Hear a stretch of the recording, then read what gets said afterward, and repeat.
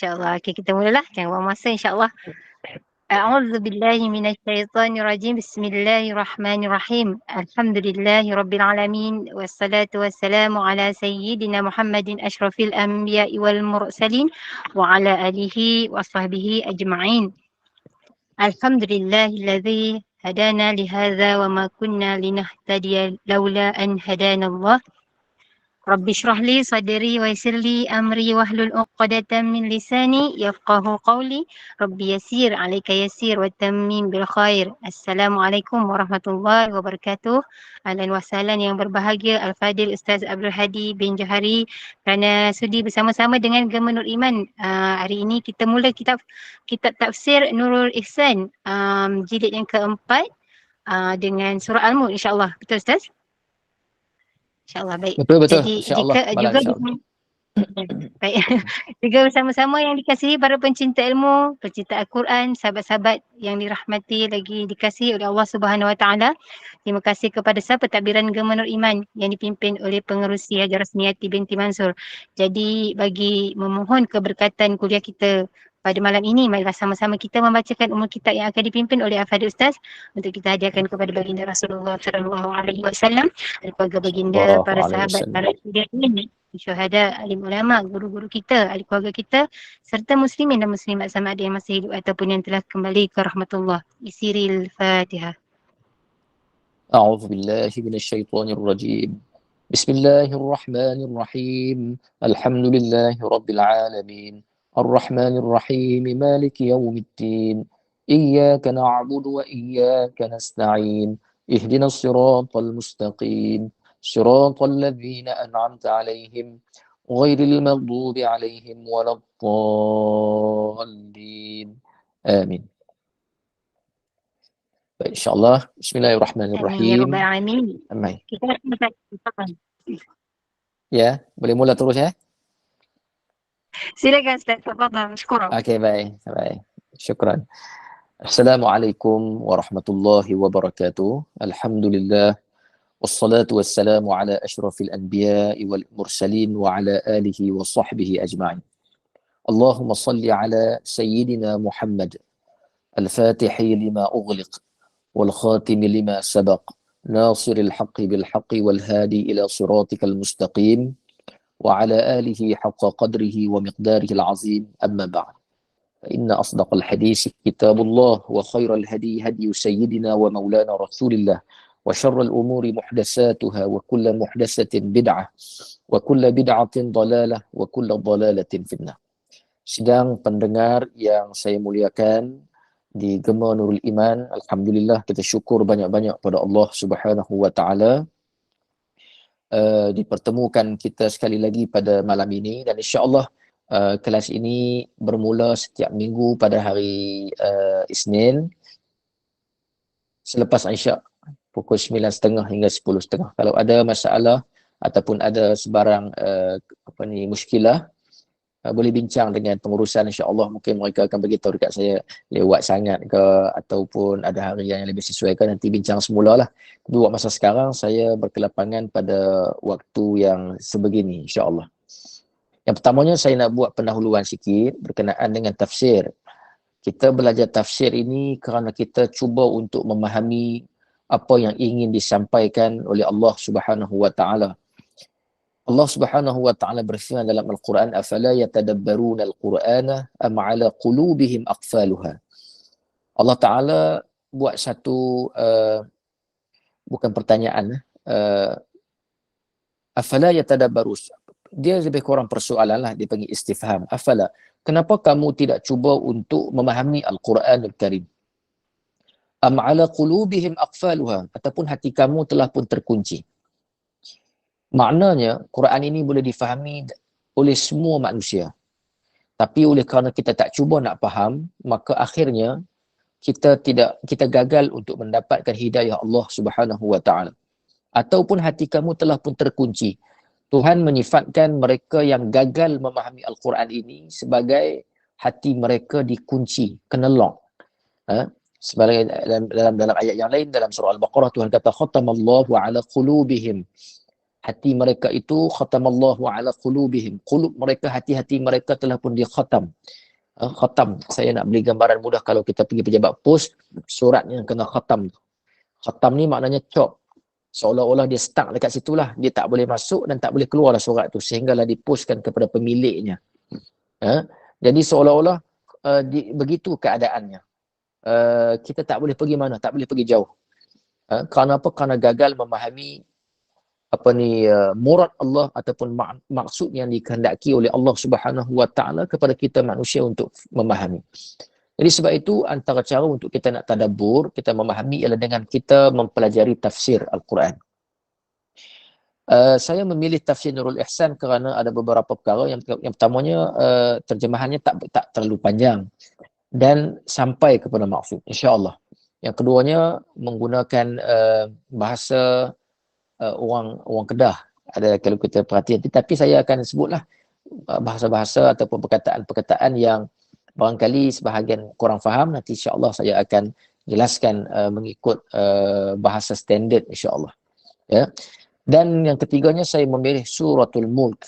Suratul Mulk saya pilih, saya tak ikut turutan. Kalau kita tengok juzuk yang keempat ini, saya tak akan ikut turutan. Kita akan mula mana-mana surah.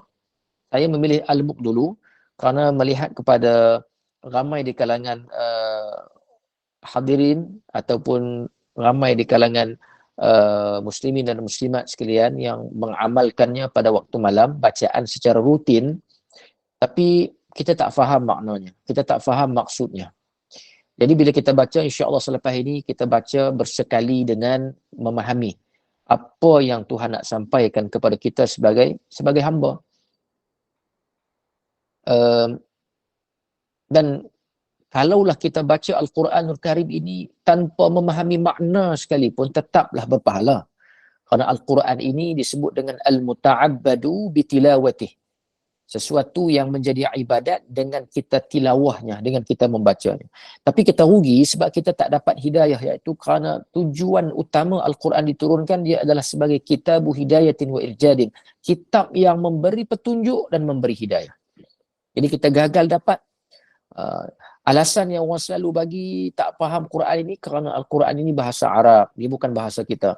Jadi alasan yang sedemikian dah tak valid lagi, tak sesuai lagi pada zaman kini, kerana Al-Quran dah diterjemahkan dalam ribuan bahasa. Ratusan ke ataupun dah mencecah ribuan bahasa diterjemahkan. Tapi namun kita tetap juga tak faham.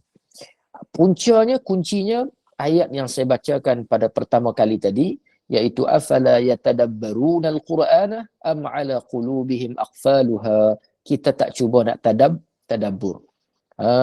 Hari ni kalau kita ikutkan, kalau kita tengok filem-filem di luar, keluaran luar negara, kita pun itu pun bukan bahasa kita.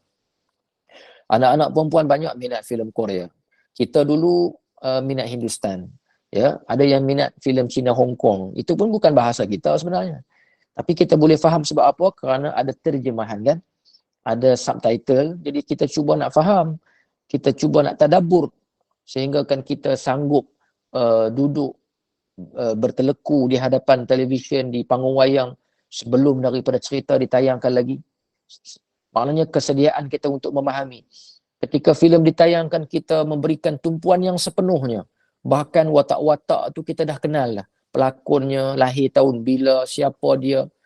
Itu maknanya, kan dalam Al-Quran juga punya watak-watak yang sedemikian. Kita nak cuba faham siapa watak-watak yang Tuhan nak sebut dalam Al-Quranul Karim.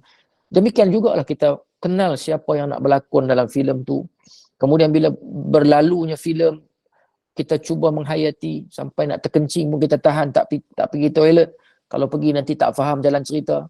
Sampai macam tu, dan akhirnya kita faham cerita tu, bukan sekadar kita faham, tetapi kita mampu untuk cerita pula pada orang lain. Demikianlah Al-Quran. Kenapa kita tak boleh faham? Kerana kita tidak tadabbur.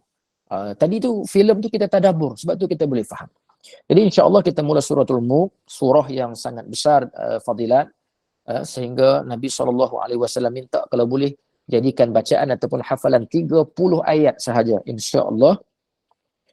Jadi yang pertamanya, tafsir surah Nurul Ihsan ini disebut di sini Suratul Mulk Makkiyah. Ya. Surah ini adalah surah Makkiyah. Nanti kita dah baca banyak surah yang mana Makkiyah ni, cuba kita perhati dan kita tengok betapa Allah Ta'ala menekankan betul supaya kita ini menguatkan iman kita dalam masalah hari kiamat, ya, mempercayai Rasul. Sebab inilah perjuangan permulaan Nabi SAW ketika mula diutuskan menjadi Rasul, cabaran untuk nak bawa Al-Quran itu. Yang kemudian dia nak bawa umat mempercayai hari kiamat. Kesukaran ini Nabi hawung dengan betul-betul supaya orang boleh beriman dengan Nabi, sebab Nabi SAW ini bukan orang asing di Mekah. Tetapi mereka, antara dosa besar mereka, kata Allah Subhanahu Wa Taala dalam surah Makkiyah, banyak Tuhan sebut, iaitu takdzibur rusli, mendustakan Rasul mereka. Sedangkan Muhammad itu bukan orang asing. Dalam rekod sejarah, sejak daripada mereka mula mengenal Muhammad, sejak daripada kecil, keturunan Muhammad ini siapa? Orang baik-baik. Muhammad itu sendiri sehingga usia 40, tempoh 40 tahun itu dikenali Muhammad dengan orang yang sangat mulia akhlaknya. Ya? Kemudian bukanlah seorang yang penipu. Bahkan tidak boleh membaca, tidak boleh menulis. Tiba-tiba diberikan Al-Quranul Karim. Rasulullah bawa ayat-ayat Quran ini dibacakan di hadapan para sahabat dan juga di hadapan para musyrikin. Ternyata mereka tak boleh mencabar bahasa Al-Quran.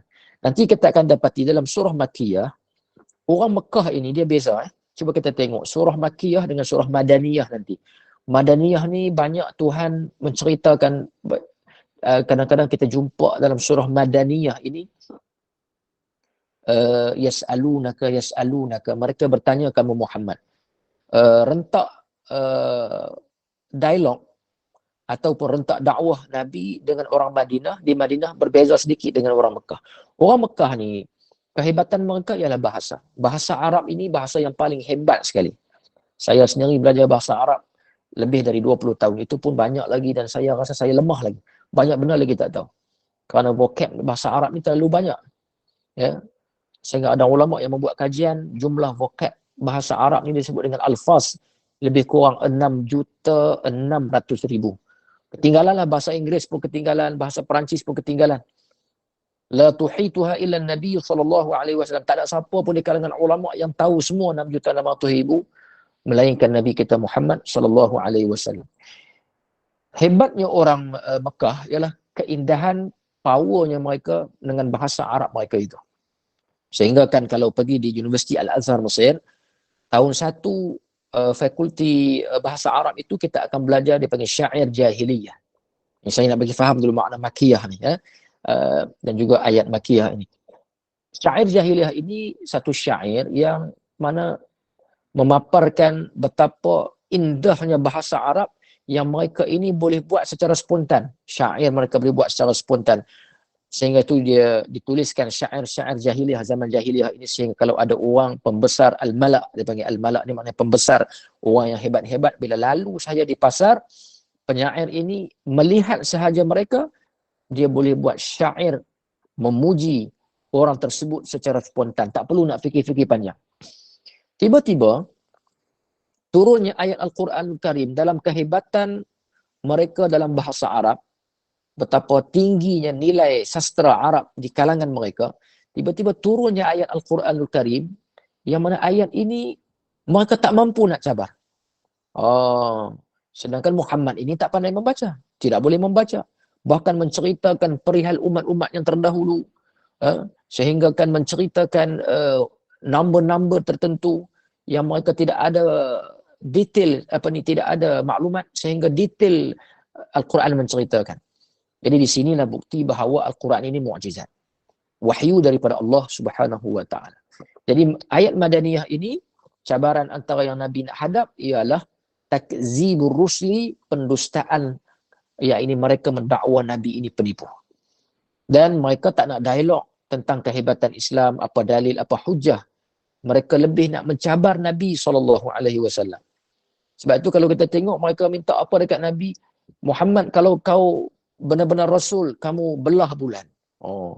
Minta yang bukan-bukan. Ya.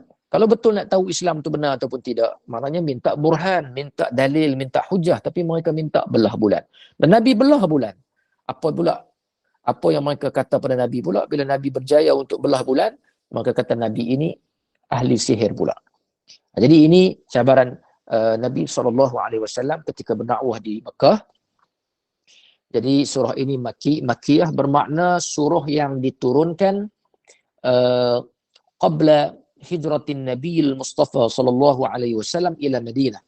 Sebelum Nabi berhijrah ke Madinatul Munawwarah. Sekalipun mungkin Nabi berada di luar Mekah, tetapi sebelum hijrah Nabi ke Madinah, jika turun surah-surah ini dalam tempoh tersebut, maka dinamakan dengan surah Makkiyah. Boleh ya? Baik, jumlah di sini dia kata 30 ayat. Ya, 30 ayat. 30 ayat ini tidak termasuk bismillah. Di sini berlaku khilaf ya, berlaku khilaf di kalangan para ulama, adakah bismillah ini termasuk di dalam ayat dalam setiap surah. Jadi ada yang kata masuk, ada yang kata tidak. Kita berpegang pada pendapat ulama yang mengatakan tidak termasuk, dan bismillah tadi sebahagian daripada Al-Quran pada sebahagian surah, dan kita berpegang pendapat bahawa bismillah ini adalah sebahagian daripada suratul Fatihah. Ya. Baik, kita mula dengan bismillahirrahmanirrahim, dengan nama Allah Ar-Rahman dan Ar-Rahim, dengan nama Allah yang Maha Pemurah lagi Maha Mengasihani. Jadi ada dua sifat Allah. Allah Ta'ala letakkan di sini Ar-Rahman, yang keduanya Ar-Rahim. Ar-Rahman adalah satu sifat yang umum. Maknanya ramai di kalangan manusia, sama ada mereka itu ingkar dengan Allah ataupun taat dengan Allah. Sama ada dia seorang asi ataupun seorang yang muti', kedua-duanya akan layak mendapat Ar-Rahman, Rahman Allah Subhanahu wa taala. Sebahagian tok-tok guru pondok dia terjemahkan Rahman ini dengan boros. Boros. Kita kalau manusia dinisbahkan boros, maknanya perkara yang tak apa elok. Kerana harta kita yang terhad, jumlah kita bukan memiliki dengan jumlah yang banyak. Allah Ta'ala sahaja yang memiliki segala-galanya. Jadi bila boros, maknanya kita sedang membuang harta yang mana akan habis. Tetapi Allah Subhanahu wa Ta'ala bila dinisbahkan boros pada Allah Subhanahu wa Ta'ala, dia tak jadi hina, tapi jadi mulia, kerana diberilah banyak manapun takkan berkurang daripada khazanah Allah Subhanahu wa Ta'ala. Sebab itu Ar-Rahman ini layak dapat pada sesiapa sahaja. Pangkat dan kedudukan, ada orang yang bukan Islam dapat, ada orang Islam dapat. Harta pun demikian juga. Bahkan Fir'aun yang memusuhi Allah Subhanahu wa Ta'ala mendapat semua perkara. Kesihatan, kalau kita tengok dalam riwayat kisah bahawa Fir'aun ini sukar ataupun tak pernah dihinggapi sebarang penyakit, dan juga najisnya makanan yang dia makan tu tak sempat menjadi najis. Kerana apa? Kerana Ar-Rahman Allah Subhanahu wa Ta'ala. Maka dia pun mendapat rahmat tersebut. Apa ni rahmat Allah dalam bentuk yang sedemikian. Inna Allah a'ta dunya liman ahabba wa man lam yuhib. Allah Subhanahu wa Ta'ala boleh memberikan dunia, a'ta dunya liman ahabba, kepada mereka yang Tuhan kasih, wa man lam yuhib, dan yang Tuhan tak kasih. Kedua-dua Tuhan bagi. Ya, Allah Ta'ala bagi kerajaan kepada Fir'aun, Allah Ta'ala bagi kerajaan kepada Nabi Sulaiman alaihissalam, Allah Ta'ala bagi kesihatan kepada Fir'aun, kepada Haman, kepada Qarun, kedudukan, pangkat dan sebagainya. Demikian juga Allah Ta'ala bagi kepada orang yang Islam, yang Muslimin. Jadi Ar-Rahman ini umum. Sesiapa sahaja boleh dapat, tetapi Ar-Rahim la yu'tid dina illa liman ahab. Sebahagian guru-guru kita, bukan sebahagian guru, kalau tengok dalam tafsir Al-Jalalain pun dia sebut bahawa Ar-Rahman ini Al-Mun'imu bijalailin ni'am. Ya, Al-Mun'imu yang menganugerahkan, yang memberikan nikmat dengan bijalailin ni'am, dengan nikmat yang besar-besar. Nikmat tidur, nikmat kaya, besar-besar. Boleh nampak. Tetapi Ar-Rahim Al-Mun'imu bidaqa'iqin ni'am. Dengan nikmat yang halus-halus, nikmat yang seni. Nikmat Islam, nikmat iman, nikmat tenang, nikmat taqwa, kan? Ini Allah Ta'ala bagi hanya golongan yang tertentu sahaja. Itu dipanggil nikmat yang halus. Ya, sebab itu kita kena syukur banyak pada Allah Subhanahu wa taala menjadi umat Muhammad sallallahu alaihi wasallam. Sebab itu ulama kata kalau ada tiga ini kita dah tak perlu nikmat lain sebenarnya dah mencukupi. Nikmat iman, nikmat Islam dan nikmat menjadi umat Muhammad sallallahu alaihi wa alihi wasallam. Jadi sebab itu Nabi sallallahu alaihi wasallam menyatakan dalam hadis kullu amrin dhi balin kullu amrin dhi balin la yubda'u bihi bi bismillahirrahmanirrahim. Setiap amalan, setiap perkara yang la yubda, yang tidak dimulai dengan bismillahirrahmanirrahim, yang tidak dimulai dengan bismillah, fahuwa aqta. Aqta dengan makna terputus barakah. Barakah jadi kurang. Kita buat satu perkara tapi tak baca bismillah, barakahnya jadi kurang. Sebenarnya dalam setiap urusan kehidupan kita, hasil yang kita nak sebenarnya barakah. Ya, kita kena sedar yang tu bahawa kita perlukan barakah. Kerana barakah ini dia akan mencambahkan, dia ada kesinambungan. Ya, kesinambungan daripada satu perkara tersebut, dia bukan mesti duit bertambah banyak, bukan. Dia bukan mesti harta bertambah kaya, bukan. Barakah ini maknanya ada kesinambungan dalam keberkatan tersebut, dia ada kesinambungan nikmat yang menjadikan kita makin dekat dengan Allah Subhanahu wa taala. Ya. Sebab itu ada orang yang bersedekah, Allah Taala memanjangkan sedekahnya itu, menjadikan dia makin bersyukur dengan Allah Subhanahu wa taala. Itu termasuk di dalam kesinambungan barakah. Jadi sebab itu disebut dalam hadis fahuwa aqta, fahuwa abtar, fahuwa ajzam. Semua itu maknanya qalilul barakah. Qalilul barakah. Jadi sebab itu mula dengan bismillahirrahmanirrahim dalam apa jua yang zibalin. Disebut dengan zibal. Zibal ni maknanya yang mempunyai kepedulian. Yang mempunyai kepedulian. Jadi ada perkara yang tak ada kepedulian, yang syarak tak bagi nilai, tak ada value pun sebenarnya. Isap rokok baca bismillah. Tak boleh. Dia bukan zibal. Zibal ni yang ada nilai. Anak mengaji, nak belajar. Ya. Nak bersedekah, mulakan dengan bismillah. Dan apa sahajalah yang ada kepedulian supaya ada barakah. Penting dalam hidup kita ni apa? Termasuk ilmu. Kita belajar ilmu ni, apa saja ilmu, kata guru kami Dr. Ali Gumah kata, apa sahaja ilmu yang kita belajar, dia ada dua perkara yang penting. Yang pertamanya as-sanad, dipanggil silsilah. Ada silsilah, dipanggil sanad, itu maknanya kesinambungan. Kemudian barakah. Bukan sanad itu memastikan wujudnya ilmu itu. Ya, memastikan wujud. Yang keduanya barakah. Barakah ni kesinambungan. Kita tak nak ilmu itu berhenti setakat tu sahaja. Sebab tu kalau kita teliti para ulama dulu, mereka menulis kitab dengan penuh keikhlasan pada Allah Subhanahu wa taala. Matan al-Ajrumiyah. Perempuan kalau ada anak yang belajar bahasa Arab, kitab basic tu namanya Matnul al-Ajrumiyah. Kitab itu dia ditulis oleh Al-Imam As-Sunhaji. Bila dia tulis, dia letakkan di atas sungai itu, dia kata kalaulah tenggelam, dia nak minta keberkatan supaya kitab itu dia letak. Kalaulah tenggelam maknanya tidak ada barakah. Ini sebahagian ulama dia, Allah Ta'ala berikan kelebihan sedemikian. Kalau timbul, insya-Allah disebarkan barakah itu ke seluruh dunia. Tulisannya itu dengan takwa, dengan imannya, maka akhirnya kitab Al-Ajrumiyah itu dipelajari di seluruh dunia, di pelosok dunia. Siapa yang tak kenal matan Al-Ajrumiyah? Banyak lagi lah kalau kita baca kisah para ulama dulu. Jadi apa yang saya nak kaitkan ialah kepentingan membaca Bismillahirrahmanirrahim dalam setiap urusan yang mempunyai kepedulian, yang penting, yang ada nilai di sisi agama kita. Jadi kita mulakan ayat yang pertama dalam suratul Mulk. Saya nak bagi tahu suratul Mulk ni dia ada beberapa nama.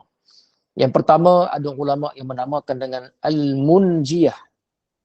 Al-Munjiyah dengan makna najah. Najah ni maknanya yang akan menyelamatkan kita daripada neraka Allah, daripada azab sebenarnya. Al-Munjiyah yang menyebabkan kita ini berjaya keluar daripada cengkaman azab Allah, terutama azab kubur. Kita mempunyai beberapa fasa kehidupan. Yang pertama, kehidupan di dunia sekarang, di akhirat, di bumi. Kemudian nanti kita akan ada satu alam namanya barzakh. Selepas barzakh kita akan dibangkitkan. Jadi fasa-fasa ini, alam ini ialah kehidupan sebenarnya. Sebab itu guru kami dia ada satu fiqh namanya fiqhu hubbil hayah. fiqh mencintai kehidupan. Sebenarnya mati bagi orang mukmin dia adalah kehidupan sebenarnya. Mati secara zahir tetapi kehidupan yang berpanjangan. Jadi sebab itu kita nak duduk di alam kubur ini sebagaimana kita nak duduk di dunia dengan selesa, nak duduk di dunia dengan bahagia, maka kita juga memerlukan kebahagiaan di alam kubur. Ya, kubur dia tak ada elektrik, dia tidak luas sebagaimana rumah kita, tapi dia boleh jadi luas dan boleh jadi bercahaya dan diselamatkan, yang pentingnya diselamatkan daripada azab. Maka azab itu antara punca penyelamat dia ialah dengan membaca suratul Mulk setiap malam. Ada sebahagiannya menamakan dengan al-mani'ah. Mani'ah ni maknanya yang menghalang. Halang apa? Halang azab, ya, menghalang azab. Kerana dalam satu riwayat menyebut apabila kita dimatikan, diletakkan di dalam kubur, malaikat akan datang walaupun kepada seorang yang asi, orang yang melakukan maksiat. Maka ketika mana hendak diazab dalam kubur, ya, orang kena kata balun, dipukul, maka Al-Quran ini, suratul Mulk ini dia akan jadi lawyer, dia akan jadi peguam. Apa makna di sini peguam? Al-mani'ah maknanya menghalang malaikat daripada pukul. Walaupun dia seorang asi, walaupun dia seorang yang melakukan maksiat. Kata suratul Mulk kepada malaikat, dia kata, kamu tak boleh pukul dia. Maka malaikat kata, kerana dia melakukan dosa suatu masa di dunia dulu, maka aku berhak untuk memukulnya. Kata suratul Mulk, ini kita peguam bela ni. Dia kata, aku sudah sebati dalam jiwanya, dalam dirinya, kerana dia melazimi aku setiap malam. Maka sekiranya kamu memukul dia, maka bermakna memukul aku. Maka dia turun, malaikat nak pukul di kaki, dia berada di kaki. Malaikat nak pukul bahagian atas, dia berada di atas. Jadi beberapa nama, antaranya apa dia? Al-Mani'ah, ada yang mengatakan Al-Munjiyah, dan ada yang mengatakan surah Tabarak. Tabarak dengan mengambil munasabah dengan bermulanya ayat dengan Tabarakalladzi. Tabaraka dengan makna tanazzaha. Suci, maha suci Allah Subhanahu wa taala. Maha suci apa? Kalau kita baca Tabaraka, tanazzaha ataupun ayat lain Subhanalladzi asra bi'abdihi, itu maknanya Allah Taala menyucikan diri dia. Sebenarnya Tuhan memang dah suci.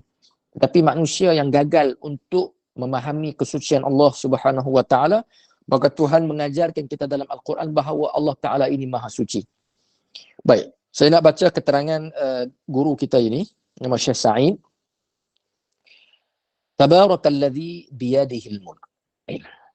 Maha suci daripada sifat baharu. Itu sebab tu saya suka terjemahan ataupun tafsiran guru kita, dia tak panjang tapi sampai. Tabaraka dengan makna tanazzaha ni makna suci. Ya, suci Allah Subhanahu wa taala daripada sifat baharu.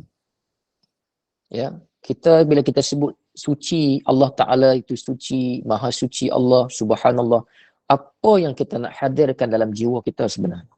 Setiap kali solat, kita kan selalu, kalau sembahyang maghrib dan sembahyang isyak, bukan saya silap, itu la ilaha illallah wahdahu la syarika lahul mulku wa lahul hamdu yuhyi wa yumitu wa huwa ala kulli syai'in qadir, 10 kali selepas subuh dan 10 kali selepas maghrib. Tak apa, yang tu kita bincang hari lain. Cuma setiap kali kita wirid 33 kali tu, 33 ataupun 33 34. Kan? Bila kita sebut subhanallah, apa yang kita nak hadirkan di dalam dia panggil hudur, menghadirkan di dalam jiwa dan hati kita ketika itu. Ini yang dia nak terangkan makna subhanallah ataupun maha suci Allah dengan makna tabaraka dengan makna tanazzaha. Maha suci daripada sifat baharu. Allah Subhanahu wa taala tidak ada baharu. Baharu ini hanya ada pada makhluk. Apa makna baharu? Baharu ini maknanya taghayyur. Saya ulang, baharu dengan makna taghayyur. Apa makna taghayyur? Taghayyur dengan makna berubah. Sebelum ni kita lapar, sekarang kita kenyang. Tadi kita di luar, sekarang kita di rumah. sebelum ni kita muda, sekarang kita tua. Dulu kita sakit, sekarang kita sihat. Kemudian kita sakit balik. Itu semua taghayyur. Jadi taghayyur ini, berubah ini, dia tidak ada pada Allah Subhanahu wa taala. Hasya lillah, maknanya takkan jadi pada Allah Subhanahu wa taala sedemikian. Kerana itu sifat makhluk. Bila sifat makhluk, maka dia tak boleh ada pada Allah taala. Kerana dalam ayat yang lain Tuhan kata laisa kamitslihi syai'un.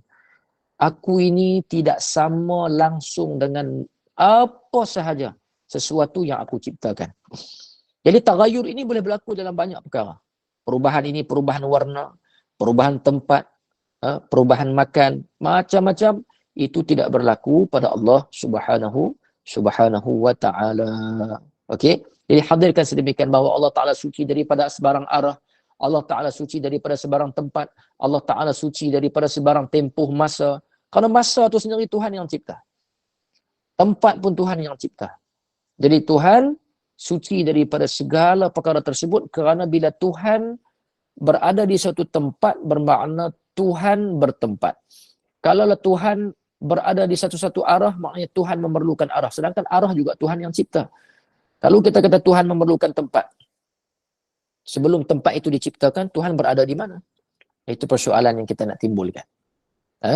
Jadi ini basic dalam akidah Islamiyah. Belajar akidah, dan inilah akidah ahli sunnah wal jamaah. Sama ada al-Asy'ariyah ataupun al-Maturidiyah ataupun mazhab salaf, tidak pernah mengisbatkan, meletakkan tempat pada Allah Subhanahu wa taala. Tuhan bebas dari semua tu, tak ada suci. Maha suci Allah Subhanahu wa taala. Ya. Kalau kita nak kata Tuhan ada masa. Kalau Tuhan ada masa, maknanya Tuhan ada usia. Ya. Tuhan ada usia ni maknanya Tuhan sekarang sudah umur berapa juta tahun, berapa ratus tahun. Ada permulaan lah kalau begitu. Kalau ada masa, maknanya dia ada permulaan. Jadi itu masalah. Dia tak sama macam tokong, macam berhala. Kalau kita pergi di dia punya kuil, kita tanya ini tahun berapa? Dia cakap ini tahun 80-an. Ini tahun 90. Kan? Dia boleh habaq bila kewujudan berhala itu. Maknanya ada tempoh awal. Dan akan ada tempoh hujung nanti, rosak, musnah dan sebagainya. Maka Allah Subhanahu wa taala tak terlibat dengan perkara-perkara yang sedemikian. Kerana kalau disebabkan tempat, masa, bermaknanya Allah Taala berhajat, dia panggil. Berhajat kepada sesuatu. Sedangkan kita yang menghajati Allah Subhanahu wa taala. Berhajat dengan makna memerlukan. Sebab tu Imam Ghazali radhiyallahu taala anhu kata al-ihtiyaj min amaratil hudus. Perlu ini dia di antara sifat makhluk, bukan sifat Allah Subhanahu wa taala. Disebut dengan hudus. Hudus dengan makna baharu. Jadi kita ni kok mana pun baharu. Kita duduk dalam masa, kita baharu. Kita duduk dalam tempat, kita baharu. Kerana tempat dia mengalami perubahan, semua akan mengalami perubahan. Maka perubahan itu namanya hudus. Maka Allah Subhanahu wa taala suci daripada yang demikian tersebut. Maha suci daripada baharu oleh Allah Ta'ala, Tuhan yang dengan kekuasaannya ataupun dengan tangannya. Terjemahan tangan di sini bukan bermakna Tuhan mempunyai tangan, tidak. Tangan di sini dengan makna kekuasaan Allah Subhanahu wa Ta'ala. Maknanya di kekuasaan Allah Ta'ala itu kekerasan perintahnya dan kekuasaan. Allah Ta'ala ni dengan kekerasan perintahnya dan dengan kekuasaan Allah Ta'ala, maka Allah Ta'ala boleh memulia dan menghina. Ya, mulia kita dan hina kita, Allah Ta'ala yang buat. Jadi anytime, bila-bila masa, pada waktu bila-bila masa pun Tuhan boleh buat seseorang itu hina dan Tuhan boleh buat seseorang itu mulia. Kita cuba ambil kisah Qarun. Qarun ini dia sepupu Nabi Musa AS. Qarun sepupu Nabi Musa AS. Dia menguasai kitab Taurat.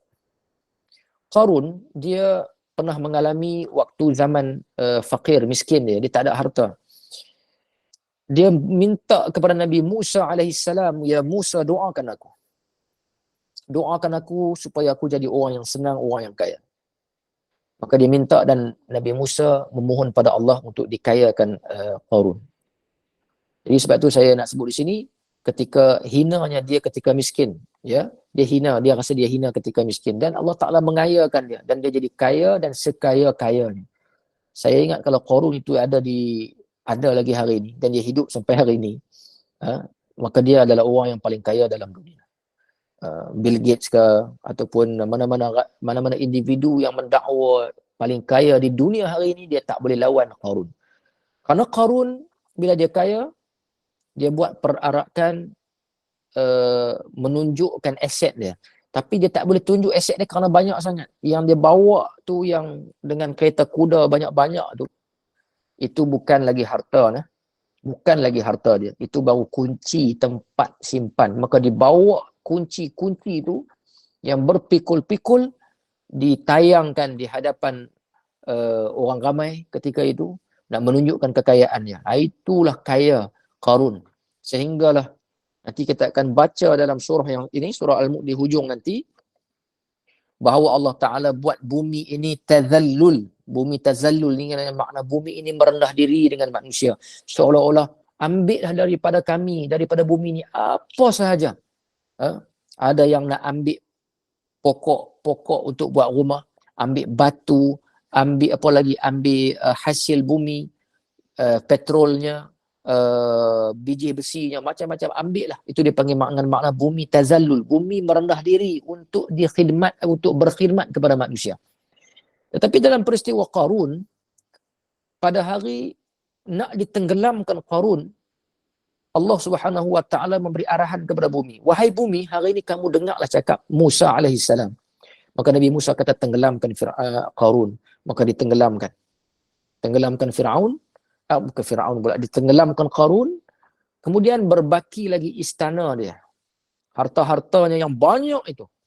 Maka bimbang Nabi Musa, kata, kalaulah aku minta ditenggelamkan Qarun, sedangkan hartanya masih berbaki, rumahnya masih wujud, maka nanti orang akan cakap, kata, aku pohon pada Tuhanku untuk menenggelamkan Qarun, rupa-rupanya sebab kerana aku ingin memiliki hartanya. Takut mulut-mulut begitu cakap, fitnah keluar, sedangkan Nabi Musa tak nak langsung harta tu. Maka Nabi Musa pun bersabda kepada bumi, wahai bumi, tenggelamkan juga segala aset harta Qarun. Apa yang saya nak bagi tahu di sini, mulianya Qarun, hinanya Qarun, Allah Ta'ala yang buat. Kayanya dia, miskinnya dia, semua di tangan Allah. Tapi kita hari ini, kita merasai bahawa kekayaan itu datang daripada tangan kita. Dan inilah yang dilakukan oleh Firaun juga. Bila dia tengok betapa suburnya bumi Mesir dengan tumbuh-tumbuhan, dengan macam-macam lah. Dan maka apa yang disebut dalam Quran? Alaysa li mulku Misra. Bukankah aku raja Mesir? Kalau tidak kerana aku, dalam Quran katakan, kalau tidak kerana aku, maka sungai Nil takkan mengalir di bumi Mesir. Seolah-olah mengalirnya sungai Nil itu kerana Firaun. Dan kemuncak kepada bongkaknya Firaun, maka dia berkata apa? Dia berkata, ana rabbukumul a'la. Aku Tuhan yang Maha Agung. Sebab tu, kalau kita tengok balik, Firaun ni kenapa dia bongkak sampai macam tu? Kerana dia tidak ada ujian dalam hidup. Dia mempunyai pengikut yang taat, dia mempunyai kekayaan, dia mempunyai kesihatan. Kita pun macam itulah. Sebab tu Allah Ta'ala buat kita ni ada fasa-fasa kan. Waktu kita budak-budak kecil dulu, tenaga ada. Masa ada, tapi duit tak ada. Duit tak ada. Mai kita menginjak dewasa sikit, kita ada kerja. Okey, duit ada. Tenaga ada. Tapi masa makin tak ada sebab kita kerja. Bila kita pension pula nanti, kita masa ada, duit ada. Tapi tenaga dah tak ada. Sebab itu bila selalunya berimpun tiga-tiga, masa ada, duit ada, tenaga ada, selalunya orang tu lupa Tuhan. Kerana semua dilunggukkan dalam satu masa. Jadi Firaun dia masa ada, tenaga ada, dia ada al-kahnah, orang yang boleh menilik masa depan. Boleh menilik masa depan ni maknanya bagi tahu dekat dia satu masa apa akan jadi pada kamu. Kerana waktu tersebut masih lagi diizinkan oleh Allah Subhanahu wa taala untuk iblis mencuri maklumat daripada langit. Dan dalam ayat nanti akan diterangkan pada hujung nanti.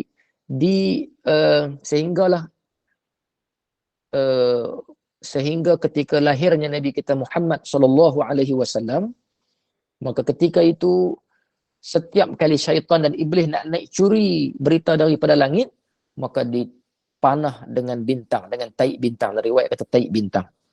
Ya. Jadi dengan sebab itu mereka bawa berita daripada langit, dan al-kahna al-kahin, tukang-tukang tilik Firaun ini memberitahu apa yang akan jadi. Maka maklumat tersebut diambil daripada langit melalui tukang syaitan dan iblis. Sebab itulah syaitan dan iblis ini buat mereka puja, sedangkan kedudukan kita tinggi, tapi oleh kerana mereka buat supaya mereka dipuja dan akhirnya manusia memuja mereka, maka akhirnya mereka jadi bongkak dan sombong. Jadi antara yang Allah Subhanahu Wa Taala boleh buat pada kita sebagai makhluk ialah memulia dan menghina. Kemudian menghidup, memati. Di sini Allah Taala sebut dalam Al-Quran, Allazi khalaqal mauta wal hayah. Di sini dia bawa mari dulu, menghidup dan memati, mengaya dan memapa. Di sini ada istilah digunakan memapa ni maknanya buat jadi papa kedanam.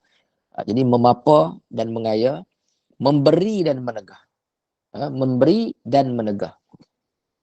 Bila Allah Ta'ala menghendaki seseorang itu dapat sesuatu, maka tak ada yang boleh halang lagi. Tak ada. Kerana Allah Ta'ala kata dalam hadis Qudsi, kata anta turidu wa ana urid. Anta turidu wa ana urid. Kamu berkehendak, aku juga berkehendak. Seolah-olah macam inilah Tuhan kata, kamu nak sesuatu, aku pun nak. Tetapi ingat, finalnya, keputusannya adalah kehendak aku. Sebab itu, apa yang kita mohon pada Allah Subhanahu Wa Taala. Al-Imam Hasan Al-Basri bila ditanya rahsia zuhud dia, ini jawapannya. Kerana dia kata, kalaulah aku yakin rezeki aku ini akan tetap jadi milik aku, dan dia tak akan jadi milik orang. Sebab tu tak wujud rasa dengki. Manusia hari ini dengki. Kenapa dengki? Kerana dia rasa dia boleh tarik rezeki orang masuk dalam kocek dia. Sedangkan kalau Tuhan nak halang, maknanya tak akan dapat. Ya. Muslimin dan muslimat yang dirahmati Allah. Apalagi kekuasaan Allah Subhanahu Wa Taala yang dikehendaki dalam langit dan bumi, dan antara keduanya tiada satu pun yang boleh menegahnya. Tidak ada siapa yang boleh tegah lagi. Bila Allah Ta'ala berkehendak, maka itulah kehendak yang diputuskan. Tak ada siapa di kalangan makhluk yang boleh menghalang Allah Subhanahu Wa Ta'ala. Ayat yang seterusnya Allah Subhanahu Wa Ta'ala berfirman, wa huwa ala kulli syai'in qadir. Wa huwa ala yakni Allah Subhanahu Wa Ta'ala ala kulli syai'in, maknanya atas setiap sesuatu. Setiap sesuatu ni tidak ada pengecualian. Semua sahaja. Ala kulli syai'in qadir. Qadir ini ialah maknanya menguasai, amat kuasa. Ya, amat kuasa. Sebab itu kita baca dalam surah 1000 ayat 1000 dinar kan. Wa may yattaqillaha yaj'al lahu makhraja. Wa may yattaqillah, siapa yang bertakwa pada Allah akan dibuka jalan keluar. Makhraj dengan makna jalan keluar kan. Kita belajar ilmu tajwid kan, belajar dalam masalah dalam bab makhraj. Makhraj maknanya tempat keluar. Allah Ta'ala akan sediakan tempat keluar, jalan keluar. Tapi dengan syarat takwa dulu. Selepas takwa baru jalan keluar. Bukan kita nak tunggu jalan keluar, kemudian baru nak takwa. Jadi jalan yang tersebut, jalan yang tidak disangka-sangka. Maknanya apa dia? Allah Ta'ala qadir. Allah Ta'ala boleh buat dalam apa jua perkara. Ala kulli syai'in qadir. Maknanya tidak ada yang membatasi kuasa Allah Subhanahu Wa Ta'ala. Baik. Allazi khalaqal mauta wal hayah. Allazi dengan makna Tuhan yang menjadi akan al-mauta wal hayata. Di sini kita lihat Allah Ta'ala mendahulukan mati dan kemudian hidup. Sedangkan kita tahu bahawa nak mati kena hidup dulu. Tetapi kenapa disebut mati dulu kemudian baru hidup? Oh, okey. Ada sebahagian Allah Ta'ala sebut hidup kemudian mati. Dalam masalah ini disebut dalam masalah taqaddum. Taqaddum ini maknanya mendahulukan sesuatu ke atas sesuatu. Jadi tidak sia-sia kerana apa sahaja yang disusun oleh Allah Subhanahu wa taala, sama ada ataupun hadis Nabi sallallahu alaihi wasallam ataupun penulisan para ulama, nak dahulu apa-apa sebutan itu pun sebenarnya ada sebab. Dalam masalah ini, sebagian ulama mengatakan Allah Taala mendahulukan mati daripada hidup kerana kemuliaan. Dia panggil taqaddum, mendahulukan dalam masalah dia panggil taqaddum syaraf. Taqaddum syaraf ni maknanya Allah Ta'ala mendahulukan dalam masalah ini, mendahulukan mati daripada hidup kerana mulianya mati daripada hidup. Ya, sebab itu mati ini dia lebih lama daripada hidup. Ya, ada orang yang hidup mungkin 100 tahun paling lama, tapi dia dah mati beratus-ratus tahun dah.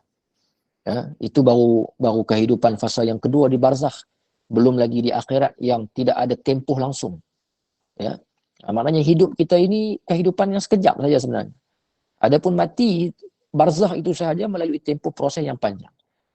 Lama. Rasulullah SAW hidup 63 tahun. Wafatnya Rasulullah sampai hari ini sahaja dah 1,800 tahun. Ya, belum lagi sampai hari kiamat. Jadi dengan sebab itu kita kena menjadikan hidup kita ini, mati kita itu menjadi sebutan. Sebutan di sini bukan kita nak popular, tetapi kita diingati oleh orang-orang yang soleh. Ya, orang-orang yang soleh. Sebab itu mati ini juga menyebabkan seseorang itu merasai bahawa kehidupannya dulu terlalu berharga sekiranya mengingati Allah Subhanahu wa taala. Kalau tidak kerana mati ini, dia tidak akan mengetahui bahawa kehidupannya dahulu sia-sia kerana tidak mengingati Allah Subhanahu wa taala. Buktinya dalam ayat dalam surah yang lain Tuhan menyebut laula akhartani ila ajalin qaribin fa asaddaqa wa akum minas salihin.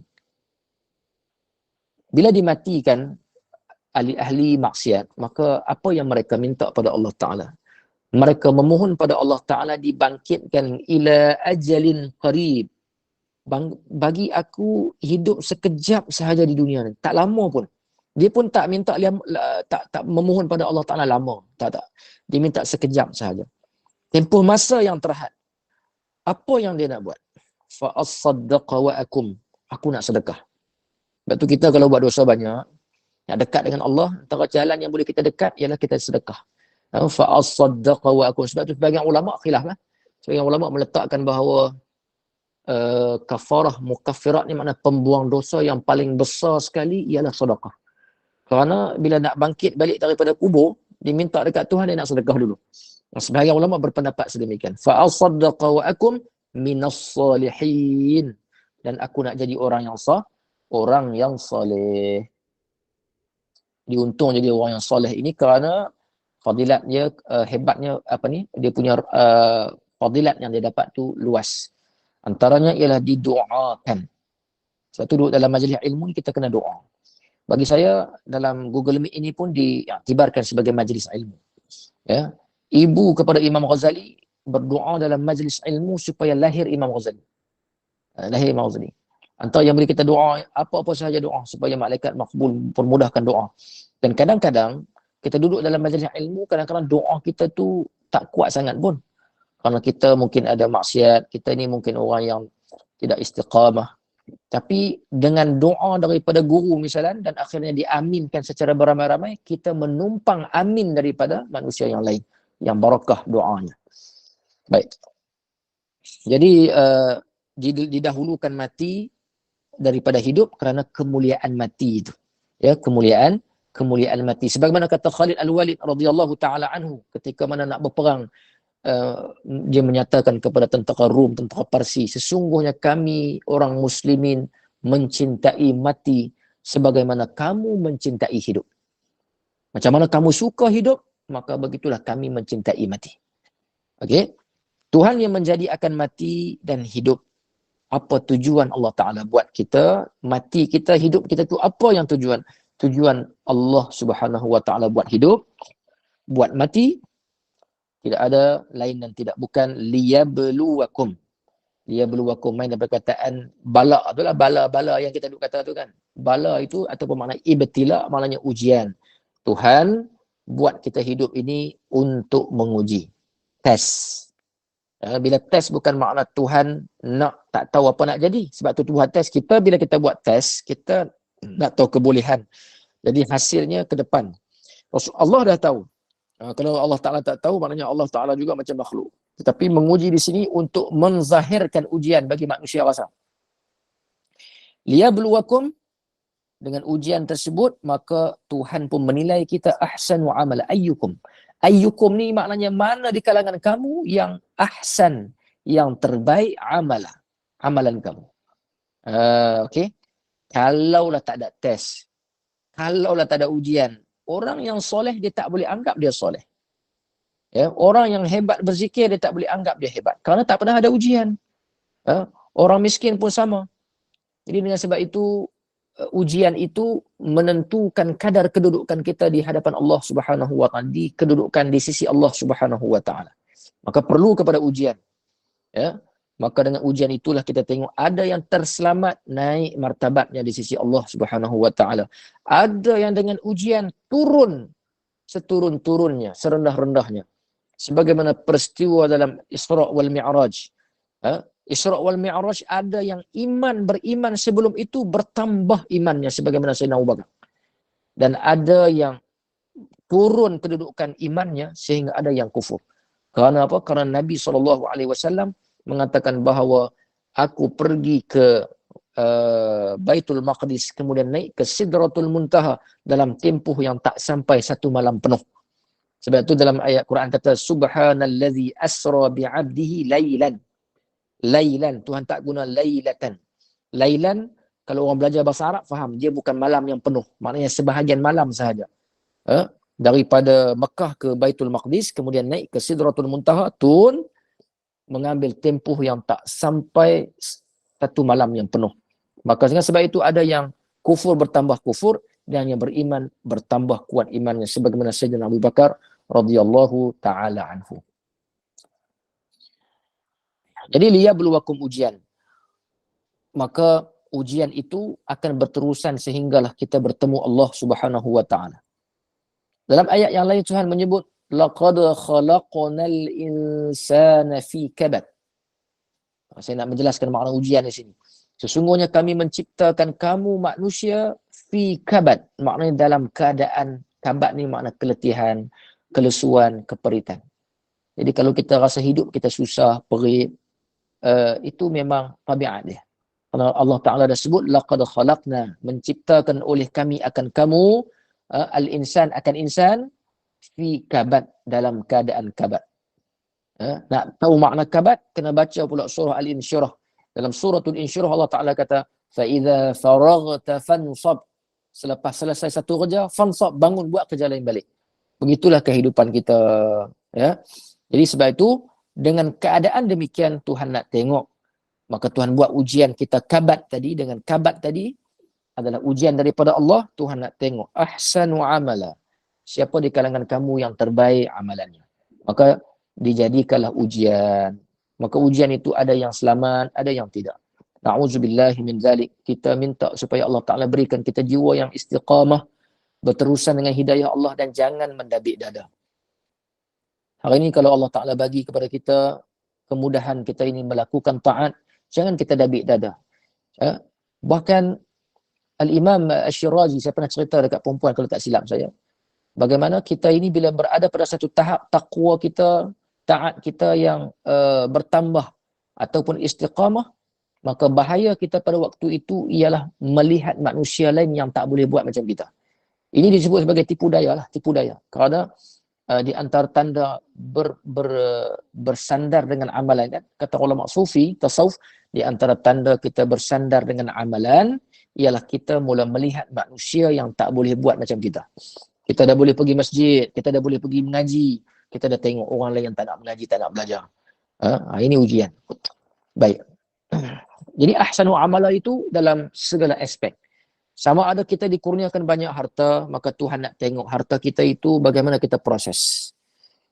Ada orang yang proses harta dia jadi makin baik, jadi makin membiak, maka banyak ramai orang boleh ambil manfaat daripada hartanya. Sebagaimana Al-Imam Malik radhiyallahu ta'ala anhu, hartanya itu berkoyan-koyan, berjuta-juta. Imam Malik bukan orang miskin, ya, orang kaya. Tetapi Imam Malik tak pernah bayar zakat. Ini kalau cerita tak habis, orang silap faham. Imam Malik kaya tapi tak bayar zakat. Bukan, dia telah menghabiskan hartanya itu untuk sedekah. Sehingga kan nisabnya kurang. Maka dia tak masuk dalam bab wajib zakat lagi. Sebab itu kita faham kadang-kadang bila bayar zakat, maka orang itu hebat. Baguslah, betul lah. Tapi ada orang yang kadang-kadang habiskan harta dia sampai tak sampai zakat. Itu lebih bagus sebenarnya sampai apa? Kerana dia telah mengeluarkan hartanya sebelum diwajibkan zakat. Maknanya tak cukup nisab lagi dah. Imam Malik macam tu. Maka alhamdulillah berjayalah Imam Malik dengan ujian harta. Ya, ujian harta. Ada yang ujian iman, ujian taqwa, ujian ibadah. Ya. Kita baca ada riwayat sahabat Rasulullah sallallahu alaihi wasallam yang bila sahabat mengadukan kepada Nabi bahawa dia ini seorang pemuda yang Rasulullah sangat taat, hebat, ibadahnya banyak, zikirnya banyak. Maka Nabi pun bertanya, adakah yang masuk itu? Nabi mengisyaratkan pada seorang pemuda yang masuk dalam masjid. Maka mereka pun mengangguk bahawa itulah yang kami maksudkan. Sahabat terpegun dengan ibadatnya. Tapi Nabi mengatakan bahawa di wajahnya aku melihat ada tamparan syaitan. Rupa-rupanya ibadat yang dia buat itu tidak kerana Allah dengan tujuan riya. Yura'un, makna riya. Ada yang kerana ta'jub dengan diri sendiri, dia panggil al-ujub. Ujub ini dia seorang-seorang boleh jadi. Ini saya nak hurai makna ujian. Ujian. Liyabluwakum. Ujian ini bukan hanya harta, kedudukan, pangkat sahaja, bahkan ibadah kita. Maka Nabi kata, aku melihat tamparan syaitan di muka kamu. Hadis ini kita takut. Ya. Kita takut kadang-kadang sangkaan kita begini-begini. Tapi sebenarnya sebaliknya. Maka lihatlah kita dulu. Kita melihat pada diri kita. Koreksi ini pertama diri kita dulu. Hasibu anfusakum qabla an tuhasabu. Hisablah diri kamu sebelum kamu nak hitung diri manusia lain. Ya. Ada yang Allah Ta'ala buat dengan ujian ibadah, Allah Ta'ala bagi kepada dia Ismullah Al-A'zam. Sebagaimana Bal'am bin Ba'ura. Bal'am ni kalau perempuan tuan-tuan baca, dia ni seorang yang banyak ibadat sehingga dikurniakan doanya yang mustajab. Ya, diberikan pula Ismullah Al-A'zam. Berapa banyak Tuhan bagi kepada kelebihan. Tapi akhirnya dia dimatikan dalam keadaan kufur. Ya. Dalam Quran kata famasaluhu kamasalil kalb. Bal'am ini diumpamakan seperti anjing. Sedangkan tempoh ibadat dia panjang, ratusan tahun. Ya. Semua itu ujian. Kita macam mana? Kita pun tak tahu.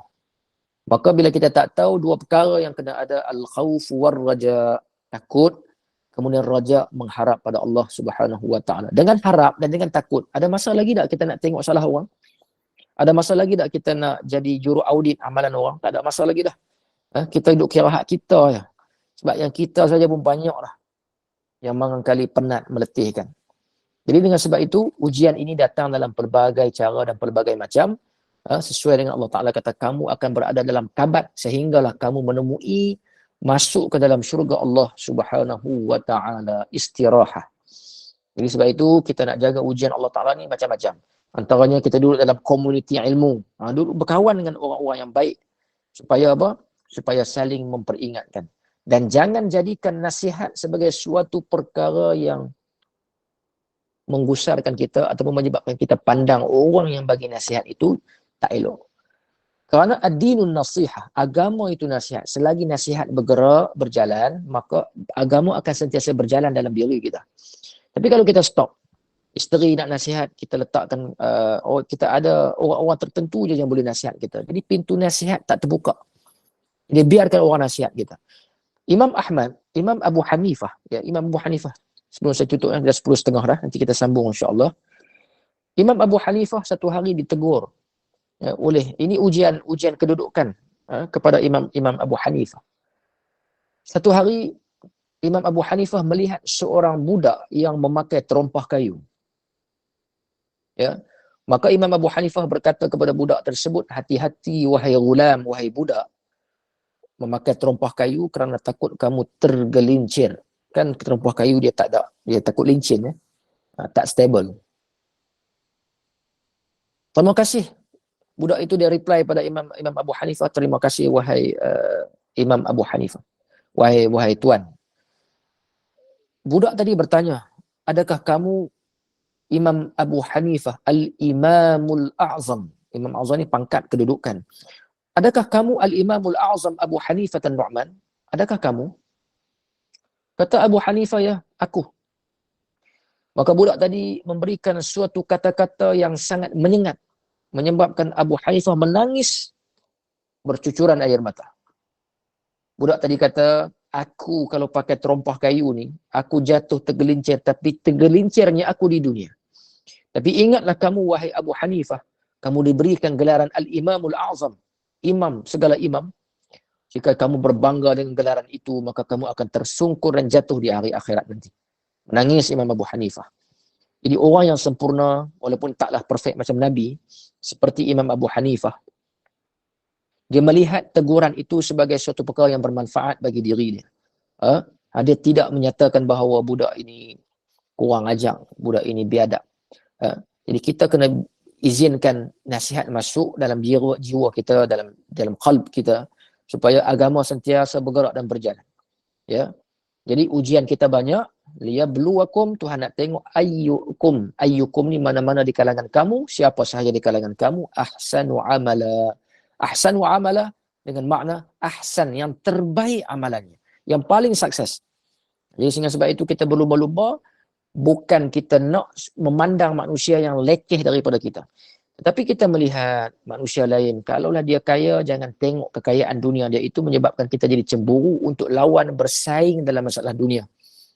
Tetapi kita melihat, yang nak lihat orang yang atas daripada kita ini ialah mereka yang amalan ukhrawinya hebat. Maka kita pun jadi cemburu dan jealous. Bagaimana aku boleh lawan dia? Bagaimana aku nak mengejarnya? Maka itulah yang kita tak rugi. Tapi kalau dunia, kalau kita nak ligan, memang tak puas. Orang Kedah kita ligan ni makna kejar. Kita nak bersaing dengan dia sampai bila pun tak puas. Sayyidina Aun bin Abdullah, seorang kalangan tabi'in, kata, ketika aku duduk dengan orang yang senang, orang yang kaya, jiwa aku tak pernah boleh berehat. Aku melihat pakaiannya, maka aku teringin nak pakai macam tu. Aku melihat markabnya, kenderaannya, maka aku tak boleh duduk diam. Aku juga nak macam tu. Maka aku pun mulalah bermulazamah dengan fuqara, dengan orang yang miskin. Maka baru ketika itulah jiwa aku boleh berehat semula. Berehat sebab apa? Kerana pakaian mereka kurang daripada aku. Kenderaan mereka bukan takat kurang, tak ada terus. Makanan mereka yang biasa-biasa sahaja. Jadi sebab itulah kita kan diminta oleh Nabi untuk bergaul dengan orang-orang yang fuqara wal masakin. Nabi sendiri duduk dengan meraihkan armalah, orang-orang yang miskin, orang fuqara. Siapa saja Nabi boleh duduk. Kerana apa? Kerana hati mereka ini raqiq. Hati mereka lembut. Duduk dengan mereka menyebabkan kita kurang sikit, slow sikit cinta dengan dunia. Baik, saya rasa cukup sekadar itu. Sekarang dah 10.35. InsyaAllah kita sambung pada minggu hadapan. Tolong ingatkan saya pada ayat yang seterusnya, iaitu wahuwal azizul ghafur, liyabluwakum ayyukum ahsanu amala, dan insyaAllah kita sambung pada wahuwa al-azizu al-ghafur. Saya mohon maaf kalau saya laju sikit. Ada kadang-kadang saya ni bila menyampaikan ada yang kadang terlampau biasa, kadang-kadang agak laju. Saya pun tak tahu kadang-kadang siapa jadi macam tu, tak tahu. Jadi kalau ada muskilah, ada komen, saya terima komen itu. Boleh bagi tahu pada saya, Ustaz tengah laju-laju sangat ke, ataupun Ustaz slow sangat lah, minta cepatkan sikit. Nanti insyaAllah saya boleh baiki dari semasa ke semasa, insyaAllah. Tak ada soalan kau, no? Ada soalannya? Tafsir sama macam fiqah, ada soalan juga kan? Silakan jemaah kalau ada soalan.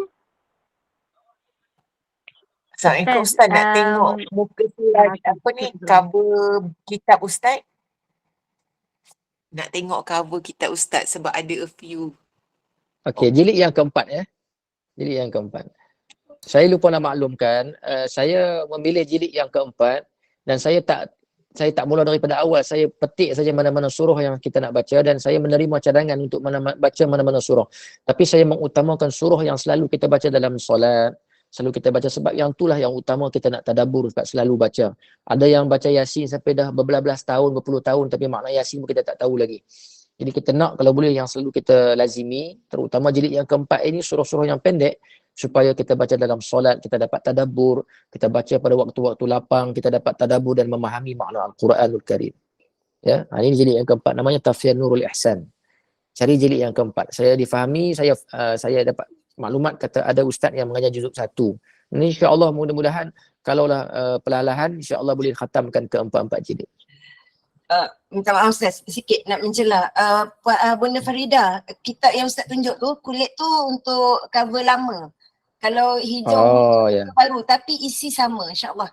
Ustaz Sama pakai ya, sama. Ya, sama. Baik. Baik. Nanti nak share dalam grup untuk mudah cari lagi insya-Allah. Baik, insya-Allah. Terima kasih. Sikit je, tadi dua nama lain pada Al-Munjiyah dengan Al-Mani'. Betul Ustaz? Al-Mani'ah ya. Ada lagi Tabarak, surah Tabarak. Ada 3 nama. Okey, 3 nama. Okey, baik Ustaz. Terima kasih banyak. Alhamdulillah. Sama-sama. Ya, kalau tak ada apa-apa saya undur diri dulu. InsyaAllah kita jumpa pada minggu depan. Pada waktu yang sama macam hari inilah, pukul 9.30 insya-Allah. Saya mohon ampun dan maaf kerana ada kekasaran yang menyebabkan mungkin sebahagian yang rasa tak senang ataupun mungkin penyampaian saya yang mungkin silakan. Ustaz ada harapan Ustaz. Ingat nak suruh Ustaz baca surah Al-Mulk. Tapi kalau Ustaz ada hal tak apalah. Mungkin minggu depan boleh tak? Hari ini saya ada kami urusan akan sikit. tutup dengan surah Al-Mulk. Oh ya ke? Pulang pada Asatizah insya-Allah. Suratul Saya Mulk. lupa nak inform Ustaz. Selalu kuliah akhir, Asatizah akan tutup dengan Al-Mulk. Boleh Ustaz, boleh insya-Allah. Sekejap saya ambil. InsyaAllah. Boleh. Boleh insya-Allah. Boleh. Insya-Allah. Kalau Ustaz dah tak apalah, ya Allah. Tak apa. Boleh. Tak adalah sangat, tak ada. Tak penting sangat dah. Bukan yang terlalu penting. Sekejap saya cari. Saya pun tak hafal habis lagi Al-Mulk ni. Ingat yang setengah baru.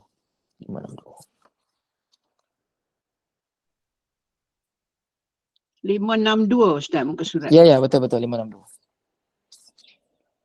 Baik, kita baca sama-sama insya-Allah. A'udzubillahi minasyaitonirrajim.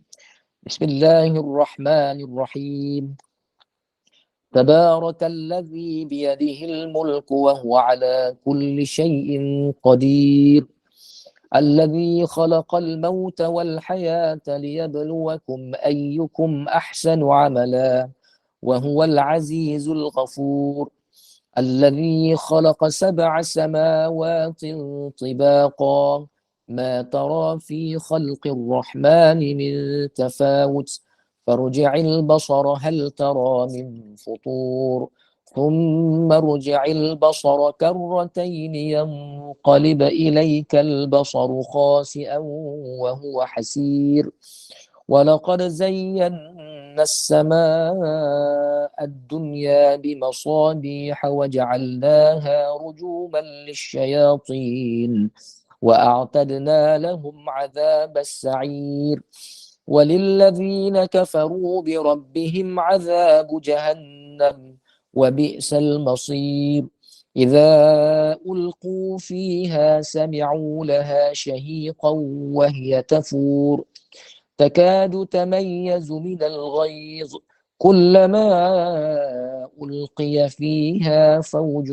سألهم خزنتها ألم يأتكم نذير قالوا بلى قد جاءنا نذير فكذبنا وقلنا ما نزل الله من شيء إن أنتم إلا في ضلال كبير وقالوا لو كنا نسمع أو نعقل ما كنا في أصحاب السعير فاعترفوا بذنبهم فسحقا لأصحاب السعير إن الذين يخشون ربهم بالغيب لهم مغفرة وأجر كبير وأسروا قولكم أو اجهروا به إنه عليم بذات الصدور ألا يعلم من خلق وهو اللطيف الخبير هو الذي جعل لكم الأرض ذلولا فامشوا في مناكبها وكلوا من رزقه وإليه النشور أأمنتم من في السماء أن يخسف بكم الأرض فإذا هي تمور أم أمنتم من في السماء أن يرسل عليكم حاصبا فستعلمون كيف نذير ولقد كذب الذين من قبلهم فكيف كان نكير أولم يروا إلى الطير فوقهم صافات ويقبض ما يمسكهن إلا الرحمن إنه بكل شيء بصير أمن هذا الذي هو جند لكم ينصركم من دون الرحمن إن الكافرون إلا في غرور أمن هذا الذي يرزقكم إن أمسك رزقه بل لجوا في عتو ونفور أفمن يمشي مكبا على وجهه أهدى أمن يمشي سويا على صراط مستقيم قل هو الذي أنشأكم وجعل لكم السمع والأبصار والأفئدة قليلا ما تشكرون قل هو الذي ذرأكم في الأرض وإليه تحشرون ويقولون متى هذا الوعد إن كنتم صادقين قل إنما العلم عند الله وإنما أنا نذير مبين فلما رأوه زلفة سيئت وجوه الذين كفروا وقيل هذا الذي كنتم به تدعون قل أرأيتم إن أهلكني الله ومن معي أو رحمنا فمن يجير الكافرين من عذاب أليم قل هو الرحمن آمنا به وعليه توكلنا فستعلمون من هو في ضلال مبين قل أرأيتم إن أصبح ماؤكم غورا فمن يأتيكم بماء معين صدق الله العظيم أقول قولي هذا واستغفر الله العظيم لي ولكم. Mudah-mudahan pertemuan kita pada malam ini diberkati, dirahmati dan diampunkan dosa kita oleh Allah Subhanahu wa taala. Mudah-mudahan kita jumpa lagi pada waktu yang lain. Selamat malamlah semua insya-Allah. Astaudi'ukumullah. Assalamualaikum warahmatullahi taala wabarakatuh.